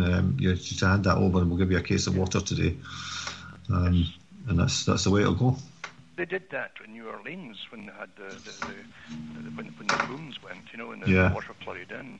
The trucks were around the houses. The soldiers were around the houses to evacuate people in some of the areas, and some of the better areas too. And they weren't allowed to take anything with them. And when they come back, of course, all their guns were gone. They even took the animals and brought them into big halls, like town halls and so on, and machine gunned them. I don't know if some people realise that. That's what they did with the pets. Yeah. But I mean, you got to start maturing very quickly here when you see what's going on here. Well, it's very, very quickly. Yeah, I mean, going back to the students, not older people would have relied on their children to defend them in times of times of strife, but the generation now that's coming up, the 18, 20-year-olds, they're not going to defend anybody because they're incapable, basically. Yes, and they're disconnected. The bonding they're completely disconnected. They've been trained from school, just like the old technique where they were quite blatant in the 60s and 70s. Don't trust anybody over 30. Then they kept reducing the age until the children could only relate to teachers around 20 years old. And then you can indoctrinate the children much easier with them. Everything's worked out scientifically here, but the general public have been broken. You've been broken with your bonding to each other. The internet society has helped destroy it as well. You've got lots of people out there in the chat rooms and stuff, but you've never met anybody in real life. You don't know who's real and who isn't real. And you tend to neglect the folk who are around you as irrelevant. It's quite amazing to study it and watch it. Well, now the students, school children, are being taught that they can't even speak to each other anymore. They've been segregated even down to that level, even down to kindergarten. Yes. They're not even allowed. And that generation. Here's the thing too, with so many families that are single parent families. It's been going on for such a long time, and the guy's absent, and even if the guys are around, they're generally quiet because they've been trained in school that the whole world's problems is theirs. You know, they're just another generation of men that's caused all these problems. That's how they're trained, to shut up in school and come to consensus with the group in the school, consensus groups and so on. And they've been trained, literally, that women are the leaders. You'll see that everywhere you look. And look at all the riots across the states, you know. And mayors coming out and telling everybody to stand down and let that happen. And the guys are all shutting their faces and saying nothing here. I mean, it's because they've been trained not to say anything. They've been trained that they are irrelevant, by the way.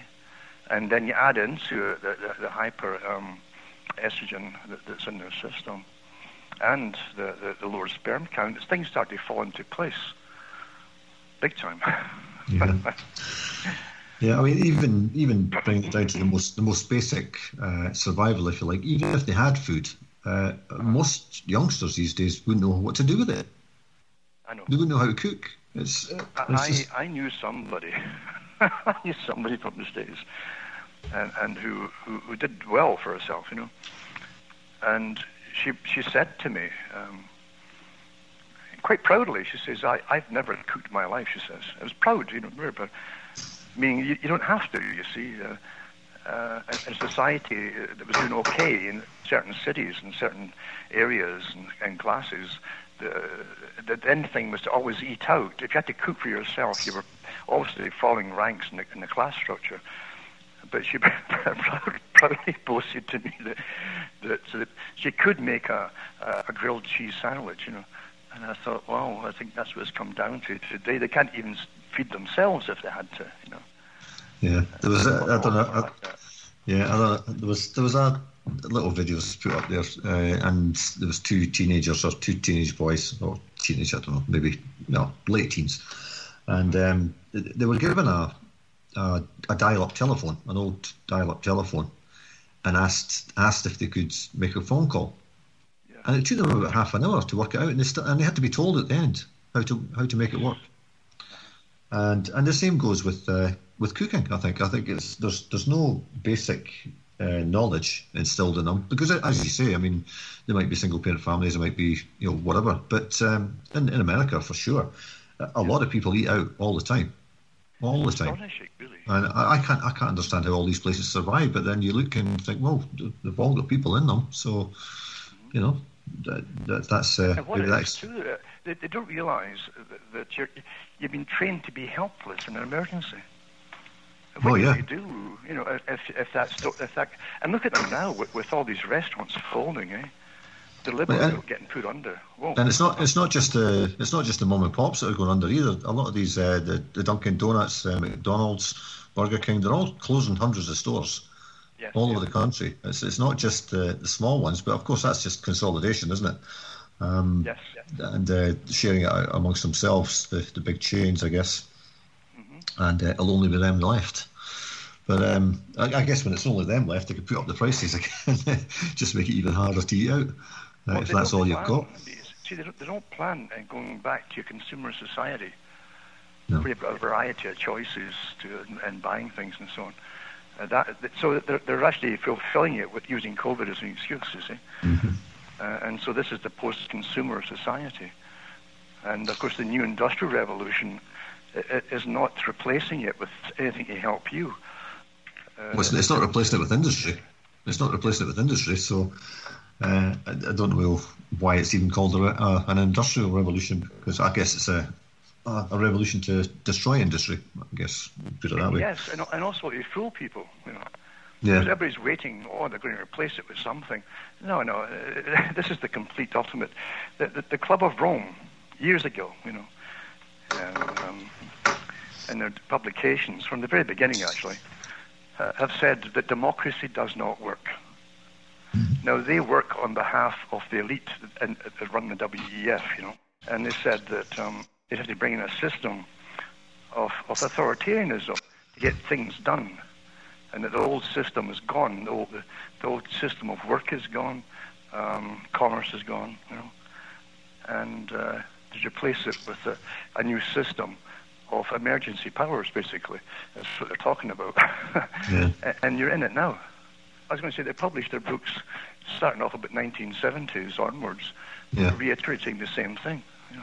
Well, I had a school in 1979, and we were told then that look forward to the future because you'll have lots of leisure time, the paperless society, blah, blah, blah, all this stuff.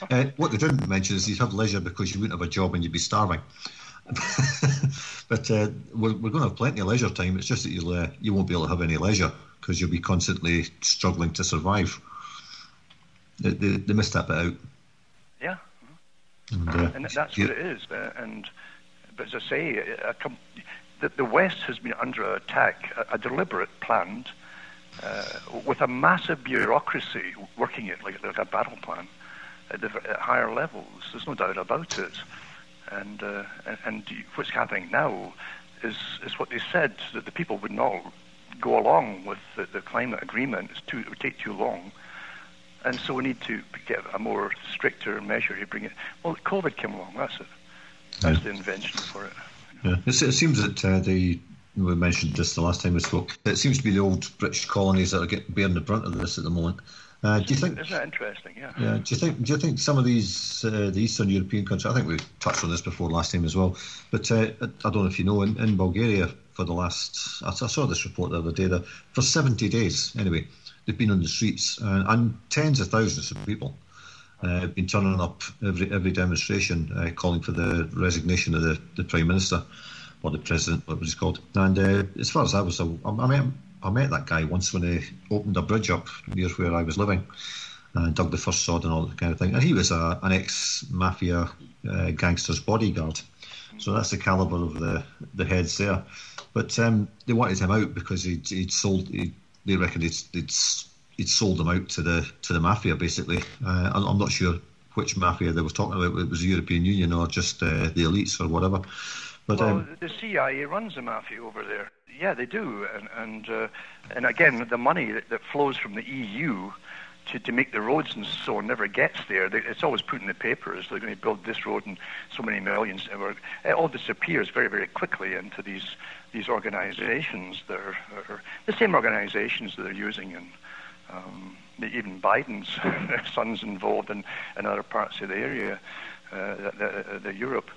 Well, as you know, I was there when they were building the bridge over the Danube, and I worked on that. And the Bulgarian workers were getting paid half the amount of money that was on their contracts. The rest of it went in the back pocket of the company. That's FCC, Spanish company, which runs recycling. And I've noticed they're even over here.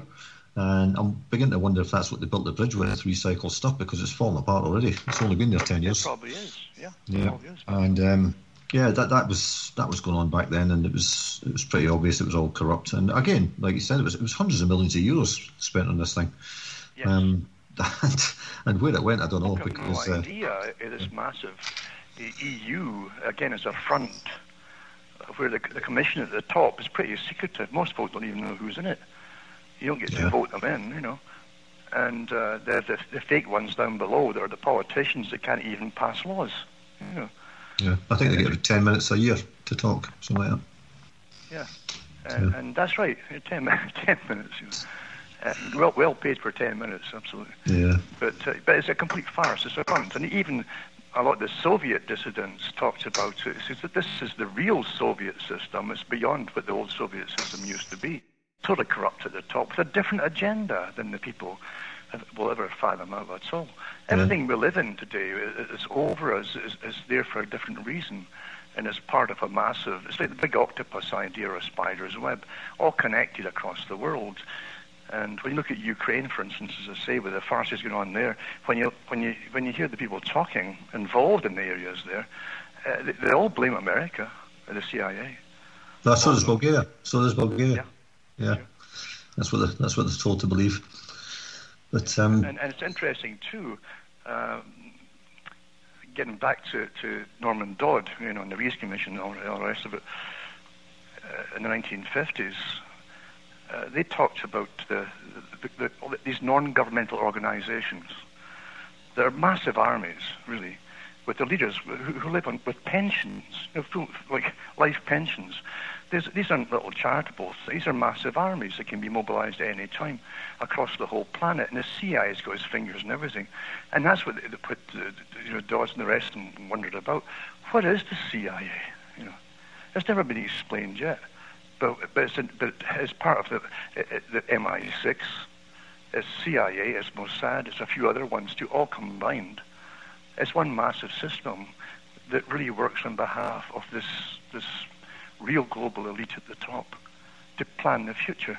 Yeah. And they use every country in turn to help push his agenda, and then they collapse it behind them. They collapsed Britain long ago. Now they're going to collapse America.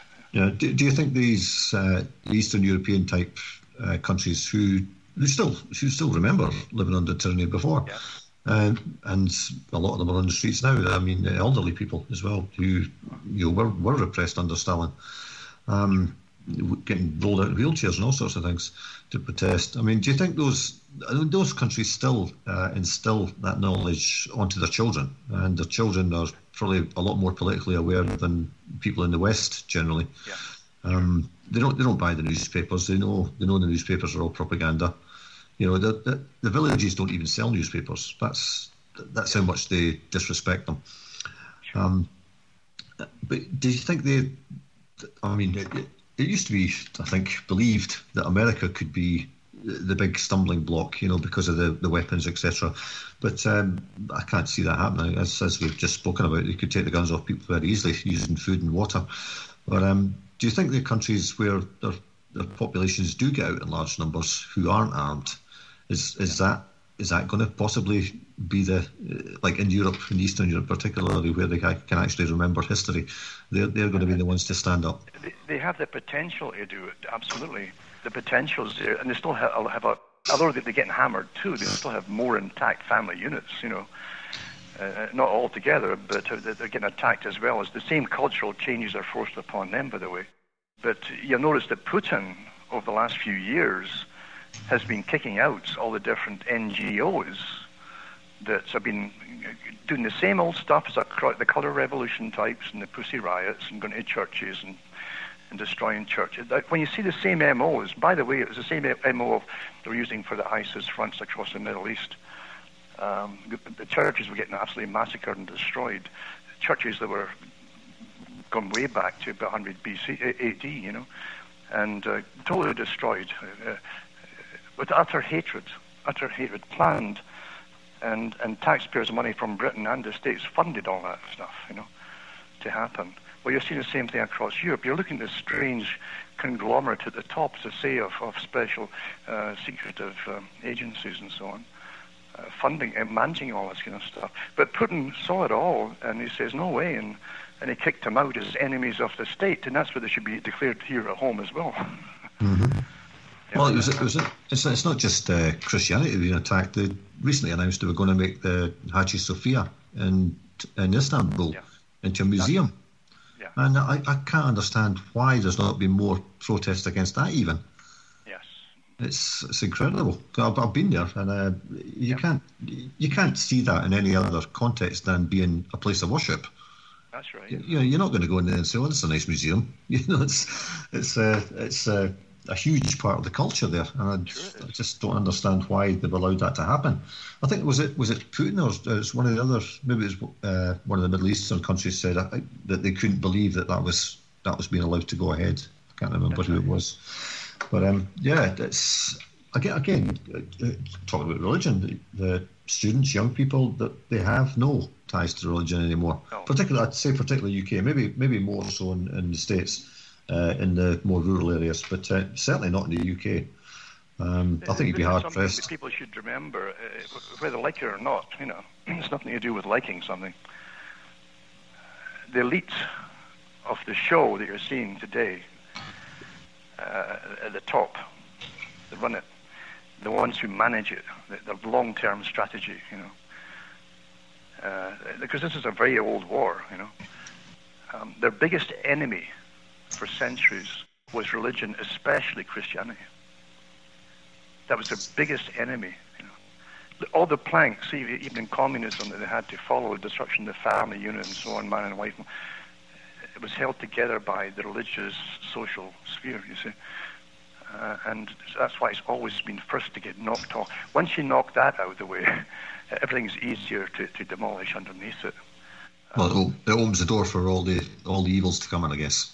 It's a big idea. This is the term. This is their terminology, a big idea.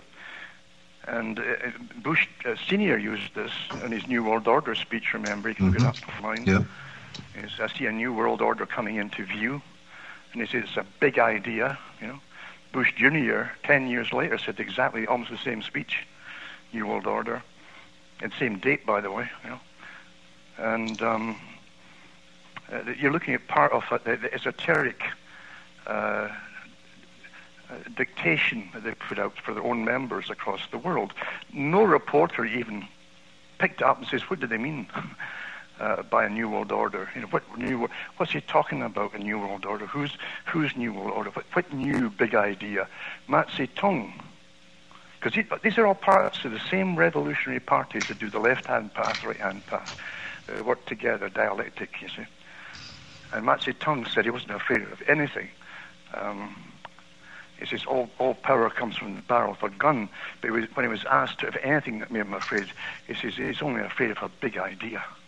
Well, see, his enemy could have a big idea too. And because the one thing that united folk and culture was religion. Yeah. And once you have that behind you, you're unstoppable.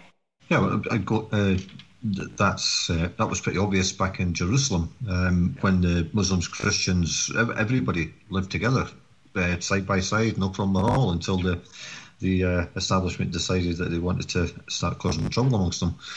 They couldn't. I mean, the worst thing that could possibly happen to the elites, I guess, is if all the religions in the world turned around and said, right, enough of this, we're all going to get together. Here's the key, Neil. People can argue politics until the cows come home, if they even have cows in the future. You know, they're bad. But the thing is, and they can argue all kinds of facts and factoids and theories and so on. But if everyone has a feeling of something bigger than themselves, that's a power, you see, way above arguments. You know? And folk will go to the end for that particular backing of something bigger than themselves. Yeah, that's the idea. Yeah, we touched on good and evil the last time, and whether you're religious or not, you should all know the difference between good and evil. Yes. And evil, I think we mentioned, it's like it's an entity, if you like. Yes. And physically manifests itself in people, and you can see it in the way they look, the way the look in the eye, that psychopathic kind of thing. And have you seen the meltdowns that they put up there? Some of the women when Ginsburg died there. Yeah. No, I've seen some of that, but it's madness. It's almost like North Korea. They even showed you some meltdowns when Trump got in the first time. You know. Yeah. Well, it was the same with Obama. That's not normal. I mean, that's not normal behaviour. No. Well, it's beyond rational. Yeah. Yeah. People see that happening in North Korea when one of the leaders dies or something, and they're all standing there weeping, and they think, look at that. They've just made them do that. You know, that's all fake. You know, but no, maybe it's not. Maybe it's not. Yes. Maybe they're just totally insane. Yeah. You know. But if people have an actual belief in something bigger than themselves, that's the one thing that tyrants are terrified of. That's the one thing. It can overwhelm all common sense. See, people will use this idea of common. Well, they've got all the guns, they've got all this power over us. But if folk have something to live for, here's the key: is to live for. That's bigger than just themselves, and nothing's going to stop them if they get on the march. You know? Yeah, I mean, it's like even the one guy in Tiananmen Square who stood in front of the tank. Yes. And dared them to run him over. And the guy in the tank, I'm sure, was as brainwashed as the rest of the military, but he must have got something in his ear telling him, you better not do this, or they're going to be all over your tank and you're going to be dragged out in the street. And that's what it takes. It takes people to stand up and, as you say, keep saying no all the time to anything and don't justify it. They don't get it here. They've been played as suckers since this thing started, you see. Or just a few weeks, or just a few months, a few more months, and this is to go on for years, by the way. You know, And you're going to, you can't keep saying, oh, maybe they'll back off and be kinder down the road. No, don't start. Don't go. They lie from the beginning. They're going to lie right through it, and it's going to get more and more evil, and evidently evil as time goes on, until you're too weak to do anything about it. Yeah, well, they'll back off a little bit if enough people start protesting, and then they'll come back later on and just push again, yes, because people tend to they'll get one step forward, but then very quickly take two steps back again. Yes, it's all psychological warfare, massively so. They've spent billions of dollars just on psychology and behaviorists to put this whole program across to the public, Yeah. So they've tried to think of every possible way to con us. And don't forget at the beginning, this strange character, Fauci, who literally worked with the viruses that were sent over to Wuhan, I mean, you couldn't make this up in a bad movie. And here he is. He told you at the beginning, he says, life will never go back to normal. Yeah. But part of that don't we understand? Yeah, he must be clairvoyant. Yeah, we live in hope, you see, that it's going to, of something that's familiar to us. But they've already told us it's not going to go back to normal. Yeah. Well, I mean, there's so much evidence coming out now. And as we started off, the guy from Pfizer, that you've got people on Sky News, even in Australia, questioning the numbers and all this, and why there's any need for lockdowns and all this. Yes. And maybe they're just covering their own backsides. Who knows? But it's much bigger than that. They're not going to. I tell you, there's no way they're just going to back off unless the public says that's it. Well, I mean, of course, the public's influenced by the television, and maybe it's going to be like what's his name? The clip from Network. Yes. Where he says, you are reality. Yeah, you are reality, not the television. Yes. You are reality, and stir the people up that way. I don't know, but maybe I said that to Paula. Maybe people just need to stop throwing bricks at mom and pop restaurants. They need to take over the TV stations and put some real information out and see how that goes. Really. Well, what's coming down the pike is a long-term agenda. That was planned for years and years and worked out every single part of it, consequences, reactions to every single part, like a massive chess game. And they've implemented it, and they're dead serious. Yeah. And now they'll go overboard. They're going to do head cracking in the streets shortly, to terrify the public even more. This is a terror campaign. This is what the brutality of tyranny turns into, is to get folks to comply. They'll do brutal things to make sure you all see it, to comply. And as that happens, that's when you start going after these goons. What was it? Don't forget what Solzhenitsyn said. He said when the NKVD, used to come in the middle of the night and grab people, he says, out their homes and so on. He says there don't often only be 4 to 6 of them at a time. He says which have grabbed clubs, axes, pickaxes, everything. Mm-hmm. He says and gone for them right on the spot at the beginning. He says, and it would have stopped it right there. Yeah. I think it was. I think he also said something about when you see that car parked in the street under the lamppost, you need to get out there and drag that guy out of his car and give him a good seeing to, basically. Yes. Because they were disappearing people and slaughtering millions over many years. Millions of folk were slaughtered. Yeah, and he mentioned to people peeking out behind the curtains as cowards. They should have been out there and stopping it when they had the chance to do it. And then, we all know what happened. But we've done our 2 hours again, Alan, very quickly. Oh yeah, it's short, isn't it? Yeah. So, where does that leave us? Say no, I guess. Say no. All the time. I said it in the 1990s, 1998, I think I says, give a talk on it, what was coming down the pike, and I says, you'd learn to use no. We've been trained to be compliant, be nice and decent, and to our own detriment, and you're going to start saying no. That's it. I think it's and more important as well that when you say no, you just walk away and leave it at that. You don't even indulge in a conversation about it. You just walk off and leave them standing there wondering what to say next. And also, when it comes to seeing people getting grabbed on the streets for whatever it happens to be, you've got to get the numbers and badge them, all the cops involved, because they must all get fired, and you must start taking action as collectively to get these characters, out of uniform. Absolutely. I did see one clip from Trafalgar Square at the weekend where this, she looked like a middle-aged woman dressed in a business suit, and 4 or 5 of these thugs just got around her, threw her around the place like a pinball machine, and then just threw her to the ground, and nobody did anything. Terrorization, that's what I'm talking about. This is intentional. They want the public to see that, to make you terrified it might happen to you. Yeah. And this is when you nip it right in the bud now. Yeah. Okay, well, on that jolly note, what can you say? I mean, sometimes you just got to laugh and marvel at it, in some sense, because it's genius. You can't knock them.